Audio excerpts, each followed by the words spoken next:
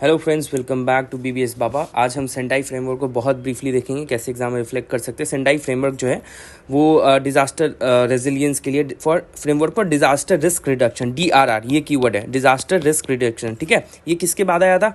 Hyogo framework के लिए आया था, ह्योगो फ्रेमवर्क के बाद आया था। ठीक है, ये कब से कब तक के लिए? 2015 से लेके 2030 तक के लिए।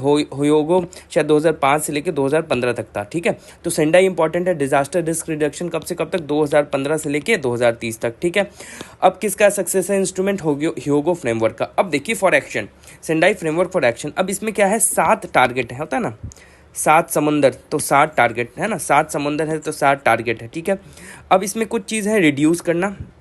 7 टारगेट में कुछ रिड्यूस है और कुछ इंक्रीज का है। ठीक है, कुछ रिड्यूस है, होता है ना, 4 बुरी आदतें कम करो, मतलब होता है 4 बुरी आदतें, 4 चीज़ रिड्यूस करना है और 3 चीज़ इंक्रीज करना है। अब देखिए, 4 इससे 4 से ऐसे भी याद करिए, 4 चीज़ रिड्यूस जो करना है उसके साथ साथ प्रायोरिटीज एरियाज भी 4 हैं। ठीक है, तो अब याद हो गया। सबसे पहले क्या है? 7 टारगेट में रिड्यूस करना है और कुछ इंक्रीज करना है। ठीक है, 7 टारगेट में रिड्यूस कितना करना है? 4, इंक्रीज करना है 3, और 4 प्रायोरिटीज एरिया अलग से। नाउ अब देखते हैं क्या क्या रिड्यूस करना है। आप सोचिए, अगर कोई डिजास्टर होता है, मान लीजिए यहाँ पे कोई डिजास्टर हुआ, कोई अर्थक्वेक टाइप से है, कुछ डिजास्टर, सबसे पहले क्या होगा? वहाँ पे लोग अफेक्ट होंगे, है ना, लोग अफेक्ट होंगे, लोग पीपल अफेक्ट होंगे, तो उस लोग बहुत सारे अफेक्ट होंगे, उसमें से कुछ लोग एक्चुअली मर भी जाएंगे, तो मोर्टालिटी हो जाएगा। अच्छा, बिल्डिंग गिरेगा तो क्या हो गया? बहुत का घर टूट जाएगा, बहुत सारी चीज़ें हों, तो इसकी वजह से क्या होगा? इकोनॉमिक लॉस होगा जीडीपी के लिए, है ना, economic loss in relation to GDP होगा ना भाई, क्योंकि गवर्नमेंट को ज़्यादा जो पैसा है वो रिहैबिलिटेशन ये सब में खर्च करना पड़ेगा, तो इकोनॉमिक लॉस होगा, और इसकी वजह से क्या हो सकता है? ये सब जो होगा, और साथ साथ क्रिटिकल इंफ्रास्ट्रक्चर भी, जैसे हॉस्पिटल का जो डैमेज हो सकता है और हेल्थ सर्विसेज अफेक्ट हो सकता है रोड टूट जाने का। तो इसका मतलब 4 चीज़ें क्या क्या रिड्यूस करनी है। तो क्या क्या रिड्यूस करना है? पहला, number of people affected, number of mortality की अफेक्ट भी हो तो मरे ना।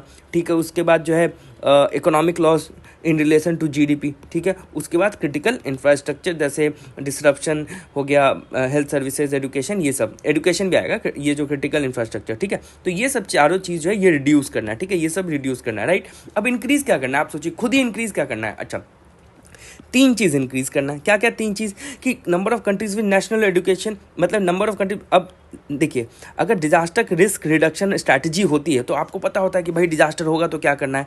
तो मैक्सिमम कंट्री, जैसे मतलब कि नंबर ऑफ कंट्रीज बढ़ाना है जिसके पास नेशनल और local disaster risk reduction strategy हो, मतलब कि प्रमोट करना है डिजास्टर रिस्क रिडक्शन स्ट्रैटेजीज जो हैं वो कंट्रीज अडॉप्ट करें। तो ये पहली बात, इनहेंस करना है। दूसरा क्या?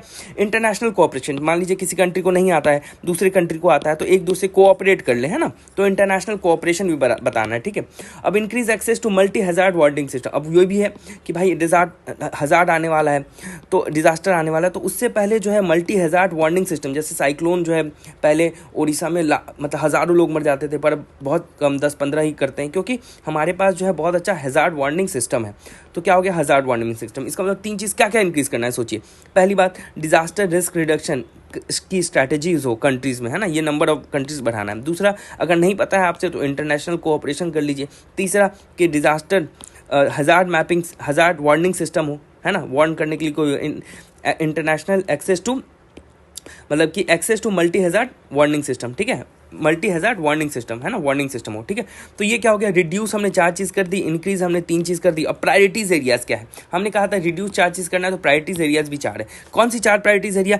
अब देखिए, आप क्या, डिजास्टर आ रहा है भाई, हर बार हो रहा है, तो आपको सबसे पहले क्या करना पड़ेगा भाई? डिजास्टर का नेचर समझना पड़ेगा कि भाई उसको टैकल कैसे करें, पहले समझना पड़ेगा कि क्यों आ रहा है, कैसे आ रहा है, टाइम क्या है। तो अंडरस्टैंडिंग ऑफ रिस्क, है ना, तो उस डिजास्टर से जो रिस्क गवर्न हो रहा है, मतलब उस डिजास्टर की वजह से क्या क्या रिस्क है, तो उस रिस्क को आप समझ सकते हैं, तो उसको आप पहले समझिए। जैसे अर्थक्वेक हुआ तो रिस्क हो गया कि रोड टूट जाता, मतलब उस डिजास्टर के रिस्क को आपको समझिए पहले। अच्छा, अब आप रिस्क समझ लीजिए कि भैया ये रिस्क है, तो आप उसके रिस्क के अकॉर्डिंग पॉलिसी बनाएंगे। तो रिस्क गवर्नेंस, रिस्क के अकॉर्डिंग गवर्नेंस होगा कि ये होगा तो ये करेंगे, ऐसे ऐसे करेंगे, तो रिस्क गवर्नेंस।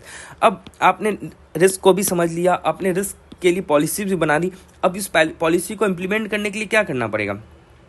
भाई इन्वेस्ट करना पड़ेगा, invest in disaster risk reduction, है ना, इन्वेस्ट भी करना पड़ेगा डिजास्टर रिस्क रिडक्शन में। अब इन्वेस्ट भी कर दिए तो अब उसके बाद क्या है कि ये सब हो गया, तो अब और अच्छा, ये सब जो करने के बाद और अच्छा, मोर इफेक्टिव प्रिपेयर्डनेस, मतलब बिल्ड बैक बेटर प्रिंसिपल, ये सब कर लिए। पहले क्या किया मैंने, रिस्क को समझा, रिस्क को समझ लिया, रिस्क को समझने के बाद क्या किया, रिस्क गवर्नेंस किया, रिस्क गवर्नेंस करने के बाद क्या किया, इन्वेस्ट किया डिजास्टर रिस्क रिडक्शन में, उसके बाद मोर effective build back better mechanism बनाया। तो ठीक है, तो सेंडाई फ्रेमवर्क में क्या है, किसी भी डिजास्टर मैनेजमेंट क्वेश्चन में लिख सकते हैं 7 टारगेट है, 4 रिड्यूस करना है, 3 इन्हांस करना है और 4 प्रायोरिटीज एरियाज है। 4 क्या रिड्यूस करना है भाई, अफेक्टेड पीपल का नंबर रिड्यूस करना है, मोर्टेलिटी कम करना है, इकोनॉमिक लॉस कम करना है, और उसके बाद जो इंफ्रास्ट्रक्चर, क्रिटिकल इंफ्रास्ट्रक्चर, वो सब पे लॉस कम करना है। ठीक है, इंक्रीज क्या करना है, इंक्रीज क्या है, नंबर ज़्यादा कंट्री के पास डिजास्टर रिस्क रिडक्शन स्ट्रैटेजी हो, इंटरनेशनल कोऑपरेशन हो, मल्टी हज़ार वार्निंग सिस्टम हो। ठीक है, अब प्रायोरिटीज़ के लिए, प्रायोरिटीज़ क्या है कि रिस्क को समझना है, रिस्क को समझने उसके लिए रूल बनाना है, तो रिस्क गवर्नेंस होना चाहिए, डिजास्टर इन्वेस्टमेंट करना है डिजास्टर रिस्क रिडक्शन में, और ये सब करने का more effective build back better principle करना है। So this is the end of the video, thank you for watching, thank you very much.